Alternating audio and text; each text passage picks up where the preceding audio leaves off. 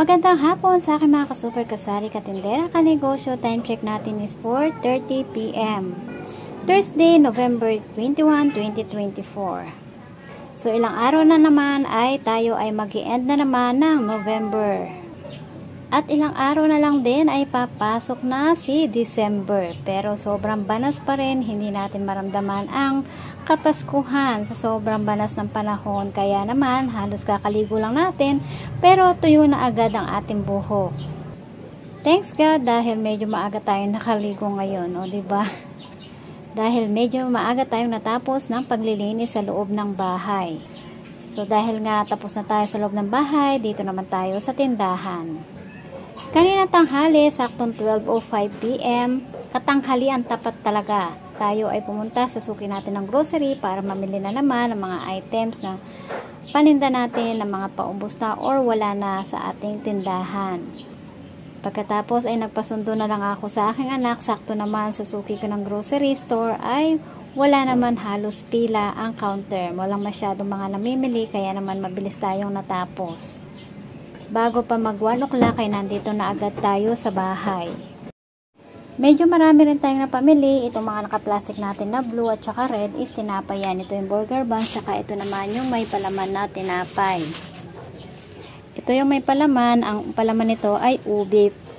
Meron din ganito na ang palaman ay munggo.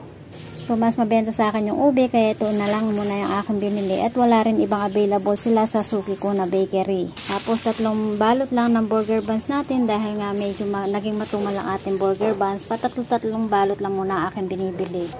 Isang case ng RC Cute at saka yung ating mga chichirya dito kasama ng ating Rexona na sachet na blue. Dito yung mga chichirya yan. So, meron tayong tinda ulit na Seb-Seb. Matagal na panahon na tayong hindi nakapagtinda ng Seb-Seb. So, magta-try lang tayo ulit ang isang balot to 60 pesos. So, pumapatak siya ng puhunan ng 6 pesos. So, ibibenta natin siya ng 8 pesos each. Dito naman ay nakapamili tayo nitong mga candies natin, yung Max White. Tapos, yung hawhaw natin, ginawa ko ng 2 balot. Bumili na rin tayo ng V-Press dahil paubos na yung V-Press ko dito. At meron din tayong Max na blue, Max na puti. May Frutos Chewy Sampalok tayo ulit. Matagal na rin ako hindi nakapagtinda nito. Tapos itong Mentos natin na mixed flavor 50 plus 5 free. May karagdagang kita tayo ng 5 pesos. At tapos itong poche natin na yan. Ilang buwan din tayo hindi nakapagtinda. So, ito pa pala yung pambata natin. Yung para siyang chewing gum siya pero pugo ang style niya. Karagdagan sa ating mga pambata. So, hayan, hindi na muna natin yan i-haul lahat at tayo ay magdi-display ng ating mga paninda bago tayo abutan ng dilim.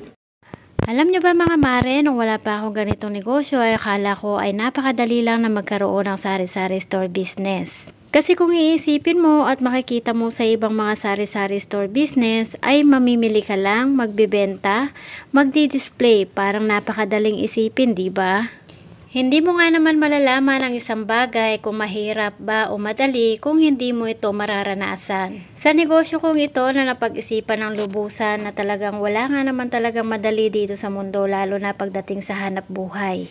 Dahil lahat ay kailangan mo ng sakripisyo, pagtsatsaga, sipag, pagtitiis at pasensya para ikaw ay kumita. Dahil sa ganitong negosyo o hanap buhay ay kailangan mo talaga ng mahabang pasensya dahil iba-iba ang mga ugali ng ating mga customer. Lagi nga sinasabi ng aking ina na huwag ko daw ikumpara ang sarili kong ugali sa ugali ng ibang tao. Dahil lahat ng tao ay may kanya-kanyang mga ugali.